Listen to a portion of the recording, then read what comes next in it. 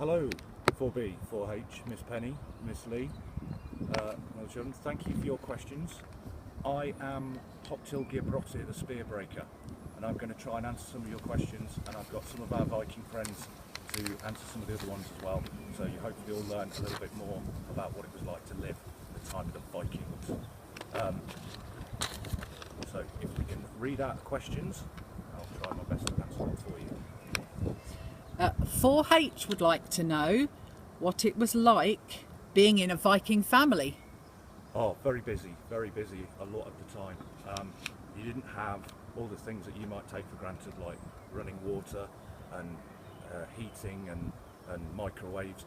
So we had to make everything ourselves. We had to cook and prepare all our own food. We had to light our own fires. We had to make our own tools, and all members of the family were expected to work. Even the children had to do their fair share of the chores, and they would be expected to work from a very young age. There'd be no playtime, no school either, which sounds good, but you'd be working instead from dawn till dusk. So it was quite a hard life, a Viking family. 4H and Scarlett and Rosie would like to know, what did Vikings farm? Well, we farmed animals, all kinds of animals. We farmed pigs and sheep and goats, geese. We grew crops like rye and barley to make our bread, and peas. And of course, we had to grind up all our own flour and bake our own bread as well. And we would also fish. We would hunt, because we had to provide all of our own food. We had to hope that the crops grew, didn't rot in the fields. And 4H want to know, was it fun living in the Viking times? Because that sounded like hard work before. It was a lot of hard work. It was a lot of hard work, and it was quite a dangerous time, and it was dangerous if you got ill or if you got sick, because we didn't have the medicines that we've got these days, and there was a lot of fighting going on. But it could be fun as well. If you imagine being with your family and telling stories, and days when we might have feasts. And it was quite adventurous as well. The Vikings could go off all over and explore and find new places to live and farm. 4H would like to know, how often did you invade or have to protect someone in battle? Oh, well, they were very, very violent times, and to be a Viking means to go exploring, but it could also be raiding. So we travelled all over. We invaded places like England, we invaded France, some of us went into Russia and traded in Russia, and some of us made it all the way to America. Oh. But we would also have to defend ourselves quite often as well, because people would come and attack us. 4H would like to know, how much room was there really in your homes? Not a lot, really. We spent a lot of our lives outside. Basically, with our whole family living there, and other family members, and maybe some people who worked for us, maybe even some slaves, the house could get very crowded. And also, in the winter time, we'd bring all our animals in as well, so we'd have to share the house with them. So it'd be quite cramped and dirty and noisy and smelly. Okay. And they also want to know, did you brush your teeth? And if you did, what did you use? No, I don't brush my teeth. Boo. Thomas in 4B wanted to know, who was the most famous Viking? Oh, there were lots of famous Vikings.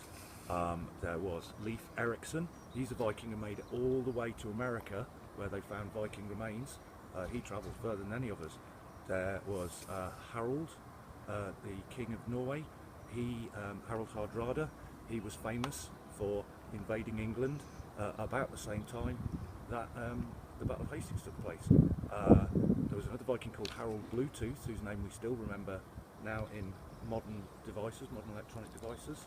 So there were lots and lots of famous Vikings. They believed that one way you could live forever was to make a good name for yourself. So quite a lot of Vikings did really amazing things to make their names stand out. Joshua would like to know, which were the most effective weapons and what were they made from?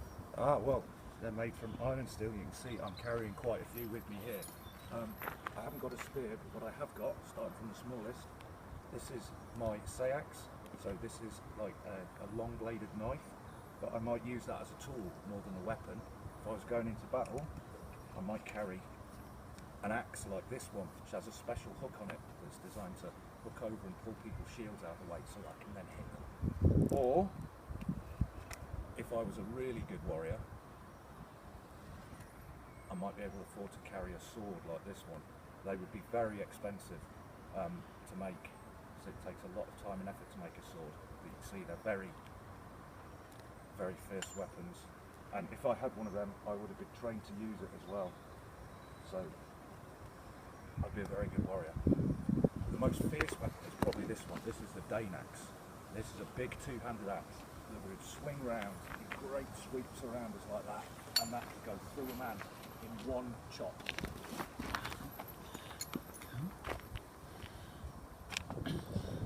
Emily would like to know, did any of the Vikings become Christians? A lot of Vikings did. Most of them did later on, because in some places Christians would only trade with other Christians.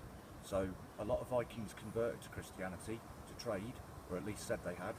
And then later on in the Viking time, they all became Christian because their king decided that they should. Freddie wants to know, who was the Vikings' most feared enemy and why? A lot of the time in Scandinavia, it might be other Vikings, because we're always fighting each other for land and for riches and to make a name for ourselves and to expand our kingdom. But we also fought lots of other people. In England, we fought a lot of battles against the Saxons because we invaded England and we took over almost half the country. But then the Saxons banded together and we fought a long series of wars while they tried to reclaim their kingdom. Okay, would you like to introduce yourself? Hello, my name is Freya and I'm a Viking lady. Okay, Freya's going to answer some more of your questions about Viking life. So, first of all, Freya, there's two questions. One from 4H, what type of stories and tales were shared between you and your family? And Noah in 4B would like to know, did the Vikings write any books? And if so, what did they write about? Vikings didn't really write very much. They had things called runes, which they could use to mark things, but they didn't use them like letters to write books. But they used to tell stories to each other by speaking them, and they would tell stories of adventure. If someone had come back from Viking, they would tell their family what adventures they'd had, and they would tell stories of their gods, the sagas, that you might read some in class. Okay, thank you. Next, Molly from 4B would like to know, what sort of celebrations the Vikings had? Vikings love celebrating. They used to celebrate for everything. You would have a celebration for the birth of a child, getting married, a successful raid, getting home safe from adventuring. They celebrated the middle of summer and got together because that was the main time they would get together to trade and meet up with other groups. Their biggest celebration would probably be the one that you would call Christmas, which they called Yule, which was over about 2 or 3 weeks. And you must remember that where a lot of Vikings lived, it was dark nearly all of the time at that time of year. So they would get together and they would feast and they would drink lots and they would play games and they would have skalds come to sing songs and tell them stories. And they would all be living together and have a really good time to get through the worst, darkest parts of winter. And that was a big celebration for them. Good, thank you. And Chris from 4B would like to know, did the Vikings believe in lots of gods? And Maria would like to know, which god was most important to the Vikings and why? The Vikings believed in lots of gods. They had gods for everything. And really it depended what you did as to who the most important god to you was. If you were a warrior, you would probably think Odin was the most important god to you. If you were a fisherman, you might think Njord was, because he is god of the sea. And if you were a farmer, you would probably say prayers to Frey, and he's the god of the ground and growing. and hoping the crops grow well. So it really depended on what your life, the most important thing in your life was, as to what you thought the most important god was. But they had lots of gods, lots of different gods for all different things, and goddesses. Good, thank you. And I think this is our last question for you. Did the Vikings keep any pets? The Vikings kept animals in the house, so I suppose they were pets. They had dogs because they used dogs to help them herd and to hunt.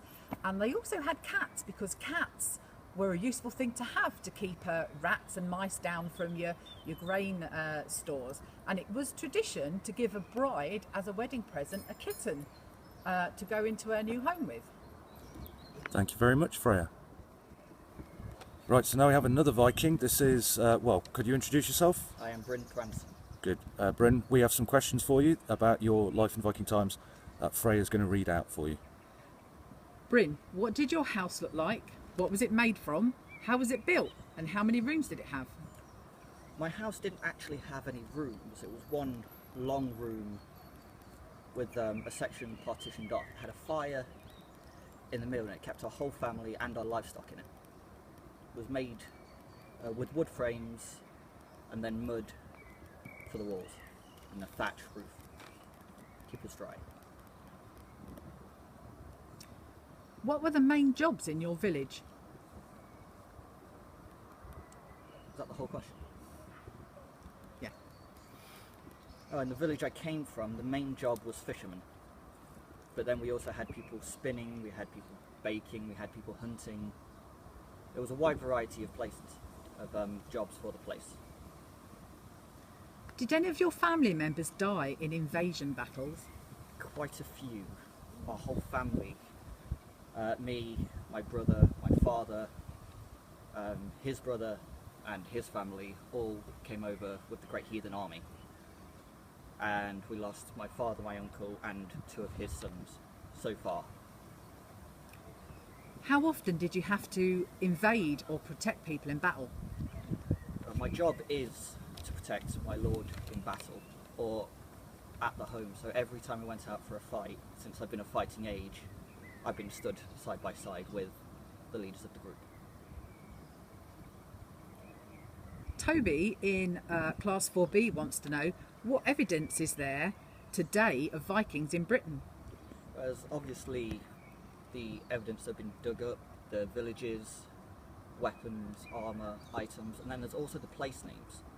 So you've got places that end in B, so Hemsby, Grimsby, and places like that prove that the Vikings were there by the fact they've changed the names of the places and we still use those names now.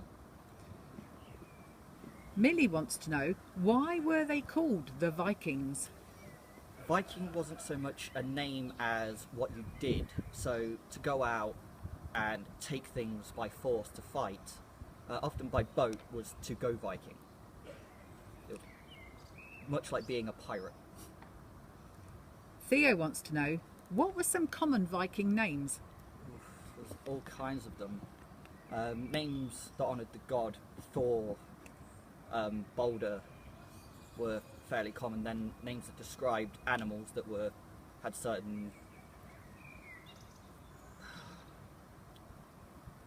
certain qualities that someone would like. If you're big and strong, you want to be like a bear, so you'd be Bjorn, or Ulfa, which is wolf, and various things like that. That's it. Thank you, Bryn. Thank you.